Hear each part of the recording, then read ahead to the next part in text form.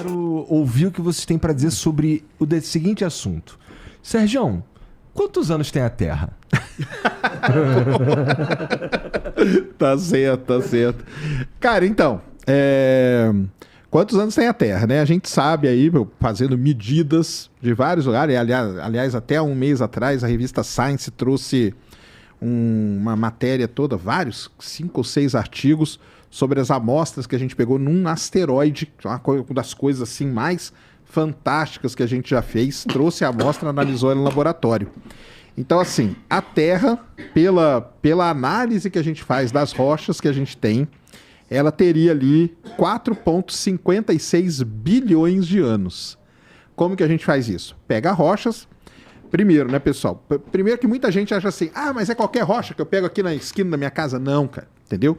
Por isso que geologia, ela é uma ciência.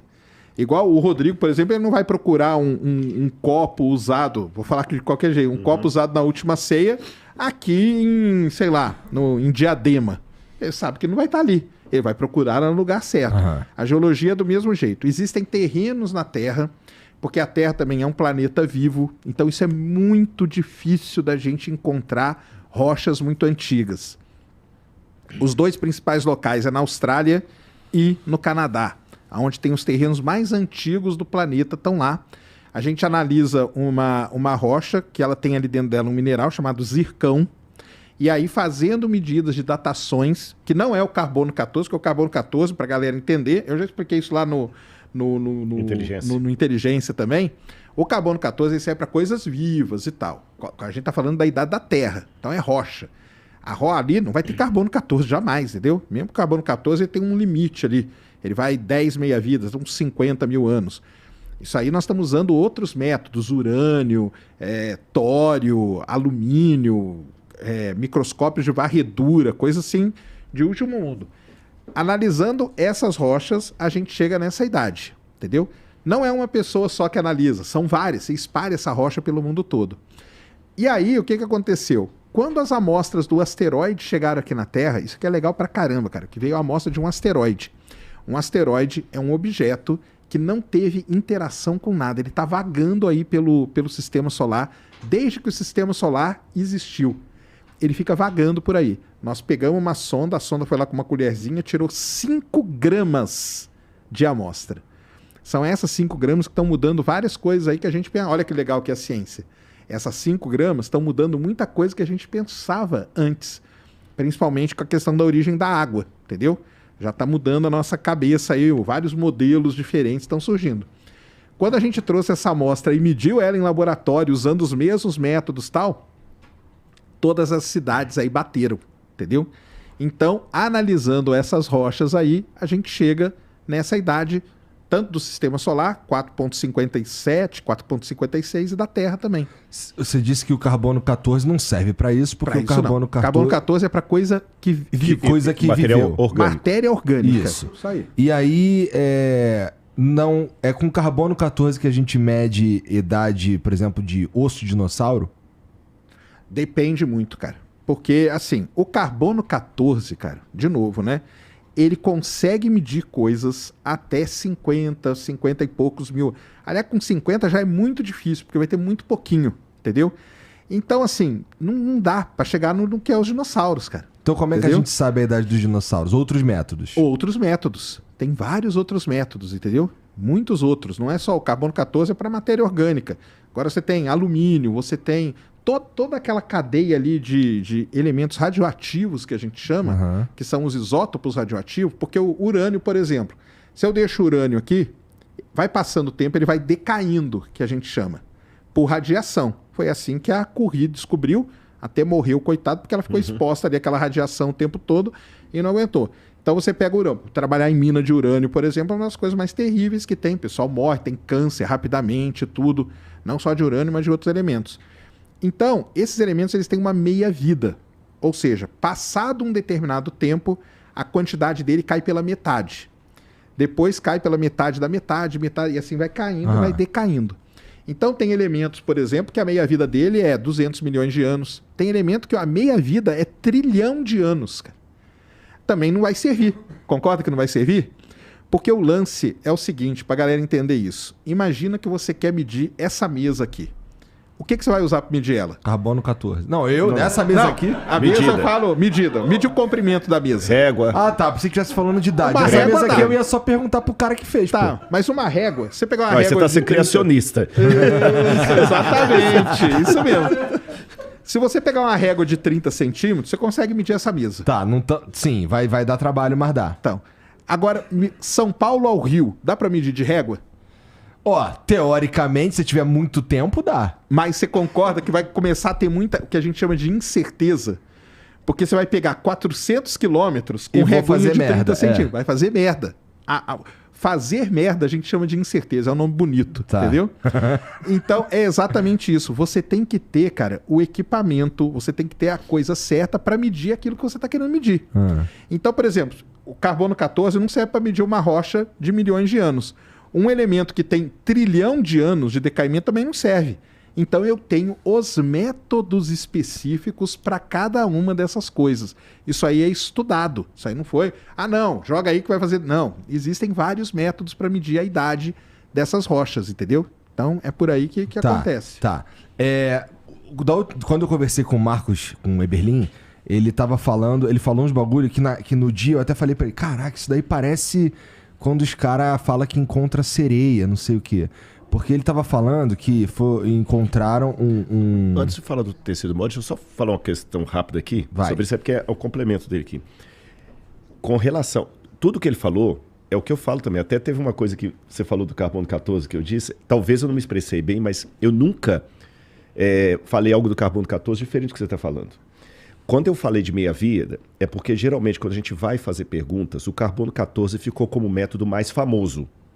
Quando as pessoas perguntam sobre data Terra, eles perguntam de carbono 14. O leigo, ele não sabe nada de urânio. Já joga na no cara teu o carbono 14. No teu caso lá, quando você usa carbono 14, porque a gente tá falando... Eu uso trabalho. Quando eu falei, eu trabalho com carbono 14, só que eu não sei fazer essa medição. Alguém eu faz. Eu pego a peça e não é só carbono 14, não. Lá no IPEM a gente trabalhou com termoluminescência, que é um outro método de datação que eu uso para cerâmica. A gente usa o carbono 14 na cerâmica em que circunstâncias? Se eu tiver na cerâmica algum material orgânico misturado nela ali, em quantidade suficiente, isso é um pouco complicado na minha área, porque embora estão agora surgindo alguns métodos de carbono 14 não destrutivos, eles ainda são muito novos, com resultados não tão precisos e estupidamente caros. Não é um negócio de falar assim, eu quero ver quanto que dessa garrafa aqui, vende para mim. Não, mesmo no IPEM, eu fico meses na fila para esperar um lugar no reator para poder datar a cerâmica. Você está entendendo? Então, quer dizer, não é um negócio que eu chego lá assim, mede aí para mim. Não, é caríssimo. E até que tem essas novas técnicas não destrutivas, o carbono 14 você precisa destruir o material para poder fazer a medição. E aí eu vou estar destruindo o material arqueológico. É complicado. Não é muito bom, né? Não é muito bom. Você está entendendo? Eu tenho lá, por exemplo, os pergaminhos do Mar Morto. Ali dá para usar o carbono 14. Só que eu vou destruir um pergaminho bíblico de 2000 e tantos anos? Não vou fazer isso. Então, na minha área, ele é usado com parcimônia. Tem um outro problema. Não é só a questão da destruição. Você tem que ter uma quantidade de elemento base para datar. Quando eu datei lá no IPEM, não com carbono 14, mas com a termoluminescência, o tijolo babilônico, a gente teve que fazer uns 20 buracos no tijolo, que a gente furava, e toda uma técnica. Tinha que furar na câmara escura, no caso da termoluminescência. Tem que furar numa câmara escura, porque não pode ter entrada de ar e tudo e tal, pegar aquele pozinho, contamina a amostra. Não pode contaminar a amostra. Aí a amostra contaminou. Aí eu tive que voltar para o fim da fila, esperar. Olha, ficou mais de ano para ser esse artigo acadêmico. E depois que faz aquilo tudo e tal, aí às vezes pegava a amostra, não contaminava, ela não tinha quartzo, quantidade. Não tinha quartzo. Isso aí. Às vezes tinha quartzo, não tinha quantidade. Então, são poucas esses estudos assim. E sempre que eu estou em público, o pessoal faz a seguinte pergunta.